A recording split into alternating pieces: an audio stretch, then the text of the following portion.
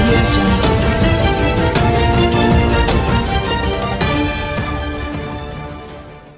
బడుగు బలహీన వర్గాల బిడ్డలను మీరు మోసం చేస్తుంది, విమర్శిస్తుంది. కాంగ్రెస్ పార్టీ గురించి చెప్పాలంటే టిఆర్ఎస్ పార్టీ చాలా చిన్న పార్టీ, దొరల పార్టీ. మీకు అంత స్థాయి లేదు. ఉద్యమాలు చేశారని మేము గౌరవం ఇచ్చాం, నమ్మాం. కానీ వాళ్ళ కాంగ్రెస్ 100 ఏళ్ల చరిత్ర పైన ఉంది. ఎన్నో రాష్ట్రాన్ని పరిపాలించింది. దేశ స్వాతంత్రం దగ్గర నుంచి ఇప్పుడు తెలంగాణ రాష్ట్రం ఇప్పటి వరకు కాంగ్రెస్ చరిత్ర ఉంది. మా సోనియా గాంధీ గారికి దేవత అయ్యింది తెలంగాణలో. ఆ తెలంగాణని ఇచ్చింది సోనియా గాంధీ గారు. యువకుల కోసం, బడుగు బలహీన వర్గాల కోసం ముందుకు నడుస్తుంది మా రాహుల్ గాంధీ గారు. ఒక మంచి మనసు, మంచి ఆశయాలతో ముందు అడుగు వేస్తున్నారు. రాబోయే రోజుల్లో ప్రధాని మంత్రి అవడం ఖాయం అని కూడా మీ అందరికీ తెలియజేసుకుంటున్నాను. అలాంటి కాంగ్రెస్ని, తెలంగాణ ఇచ్చిన కాంగ్రెస్ని ఎందుకు ద్వారా మీరు విమర్శిస్తున్నారు? సభ్యత, సంస్కారం లేదా ద్వారా మీకు అని అడుగుతున్నాను నేను. మీకు ప్రజలు ఓటేసింది, మిమ్మల్ని ముఖ్యమంత్రి చేసింది ప్రజలకి సేవ చేయడానికి. మీరు అధికారంలోకి వచ్చి ఈ 4 ఏళ్ల 3 నెలల్లో రైతులు సమస్యలు తీర్చారా? గిట్టుబాటు ధర ఇచ్చారా? రుణమాఫీ చేశారా? సంవత్సరంలో చేస్తా ఉన్నారు ద్వారా, కానీ ఆ సంవత్సరంలో చేయలేదు. చెయ్యకపోగా 4,000 మంది రైతులు ఆత్మహత్య చేసుకున్నారు. దీనికి మీరు బాధ్యులు కదా అని అడుగుతున్నా నేను. ఏం చేశారు ద్వారా రైతన్నలకి? ఇప్పటికీ ఆత్మహత్యలు చేసుకుంటే ఉన్నారు. మీరు సీఎంగా కాదు, చీఫ్ మినిస్టర్ కాదు, చీఫ్ మినిస్టర్గా ఉన్నారు ద్వారా ఈ 4.5 ఏళ్లలో. రైతన్నల్ని మస్కా కొట్టడానికి రైతు బంధు పథకాన్ని 4 దఫాలుగా చేస్తూ 4,000 ఇస్తానంటున్నారు. పాత పుస్తకాలు అన్నారు, సర్వేలు అన్నారు. ఎన్ని సర్వేలు చేస్తారు? ఎన్ని పాస్ పుస్తకాలు ఇస్తారు? ఆ పాస్ పుస్తకాలు కానీ సర్వేలు కానీ తప్పని ముఖ్యమంత్రి దొరగారే అన్నారు. ఇలాగా అన్ని తప్పులు వాళ్ళ ప్రభుత్వాల్లో ఉంది.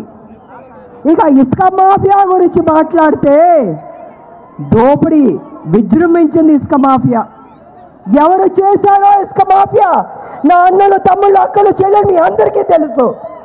వాళ్ళ కుటుంబంలో ఒక సభ్యుడు కాదా చేసింది ఇసుక మాఫియా?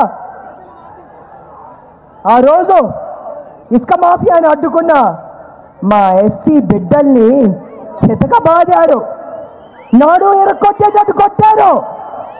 ఇవాళ వాళ్ళు జీవోత్సవంగా పడున్నారు. అక్కడితో ఆగకుండా ఎస్సీ బిడ్డలు ఇంటికి వెళ్ళి వాళ్ళ ఇంట్లో ఆడవాళ్ళని జుట్టు పట్టుకుని బయటకు లాగి, నీ మొగుళ్ళు ఎక్కడున్నారే చెప్పవే, నువ్వు చెప్పకపోతే నీ మీద బ్రోతల్ కేసు పెడతావని ఇంట్లో ఆడబిడ్డలను కూడా హింసించి అసభ్యకరంగా మాట్లాడారే. ఇదా మీ సంస్కారం? ఇదా మీ పరిపాలన? నేను ఒక విషయం అడగదలుచుకున్నాను. నేను మీ జెండా మోసింది బడుగు బలహీన వర్గాలు కాదా? మీకు సేవ చేసింది మీ బడుగు బలహీన వర్గాలు కాదా? మిమ్మల్ని అధికారంలో కూర్చోబెట్టింది ఇదే బడుగు బలహీన వర్గాలు కాదా? ఆ బడుగు బలహీన వర్గాల బిడ్డల్ని ఇవాళ నట్టెట్ట ముచ్చారు, అవమానపరుస్తున్నారు, అవహేళన చేస్తున్నారు, వాళ్ళ జీవితాలను నాశనం చేస్తారు. ఈ దొరాన్ని నేను అడుగుతున్నా. నేను ప్రజలారా, మీరు మేల్కోవాలి, మన జాతిని మేల్కొల్పాలి. ఈ బాంఛన్ బతుకు వద్దు. మన సత్తా ఏంటో ఈ రాబోయే ఎన్నికల్లో మీరు ఒక్కసారి చాటాలి.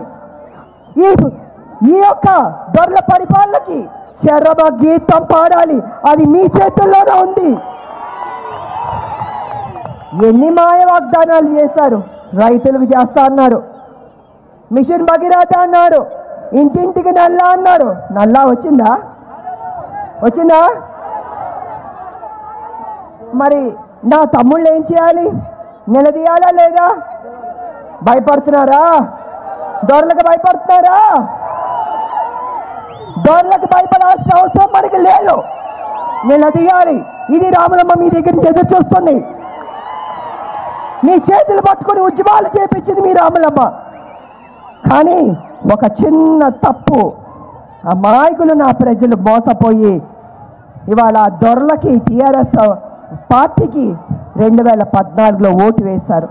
ఎంత పెద్ద తప్పు చేశారు ఒక్క నిమిషం ఆలోచించండి. ఇవాళ ఒక్క చిన్న తప్పు వల్ల 4 ఏళ్ళ 3 నెలలు నరకు అనుభవిస్తూనే ఉన్నాం.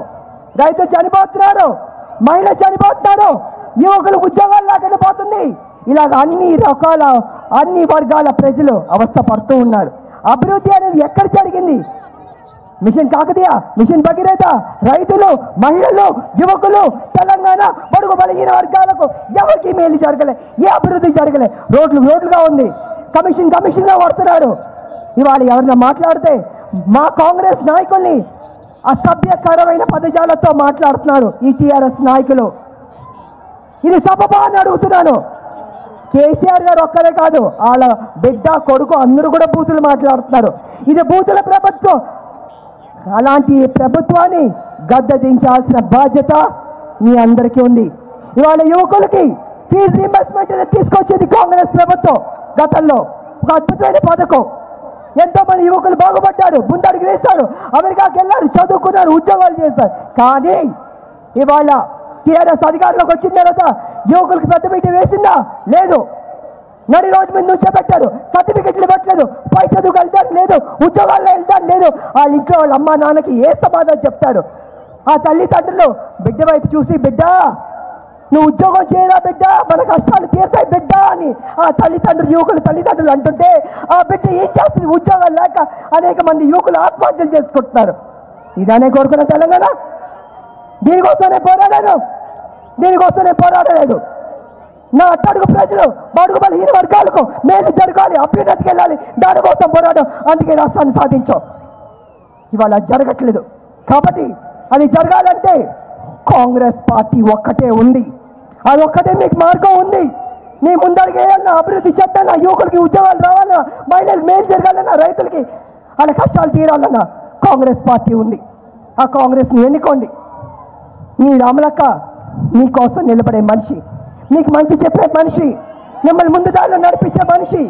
నా కుటుంబం అంటే ఇది తెలంగాణ. మీరు నా కుటుంబం కోసం సర్వస్వం సమస్తం మీకు అప్పచెప్పాను. మీకోసం పోరాడతా, చివరిదాకా నిలబడతాను. అది రాములమ్మ. అందుకే చెప్తున్నాను, ఇవాళ కాంగ్రెస్ని గెలిపించండి. రాహుల్ గాంధీ గారు ఆయన ఒక మాట అంటే నిలబెట్టుకునే బిడ్డ, మనసున్న బిడ్డ, ప్రజలు కష్టాలు చేసిన బిడ్డ, బడుగు బలహీన వర్గాల కోసం పోరాడే బిడ్డ, రేపు కాబోయే ప్రధానమంత్రి బిడ్డ రాహుల్ గాంధీ గారు. అలాంటి బిడ్డని సోనియా గాంధీ గారు, అలాంటి కాంగ్రెస్ మేలు చేస్తుంది. అది రైతు సమస్యలు తీరుస్తుంది. ఎందుకంటే వాళ్ళ మేనిఫెస్టో అద్భుతంగా తయారు చేస్తున్నాం. దాని మహిళలు, అక్క చెల్లెళ్ళకు కూడా సంవత్సరానికి 6 సిలిండర్లు ఇస్తారు. డ్వాక్రా మహిళలకు కూడా 10 లక్షల చొప్పున ఇస్తారు. ఎవరికైనా యాక్సిడెంట్ జరిగితే ఒంట్లో బాగపోతే 1 లక్ష చొప్పున కూడా మా ఆడబిడ్డలు కూడా ఇస్తారు. 2 లక్షల రుణమాఫీ రైతన్నలకి చేస్తారు. యువకులకి ఉద్యోగాలు లేకపోతే 3,000 వృత్తి కూడా ఇస్తారు.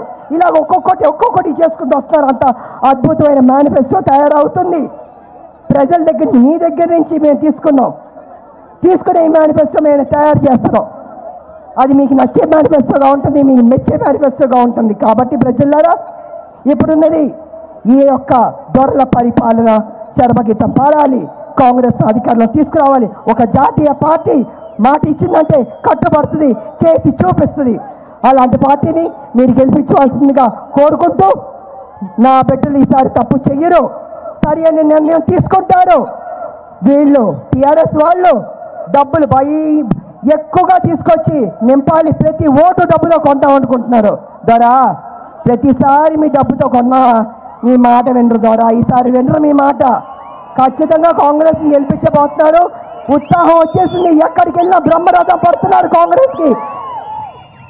నేను ఒకే ఒకటి చెప్పదలుచుకున్నాను.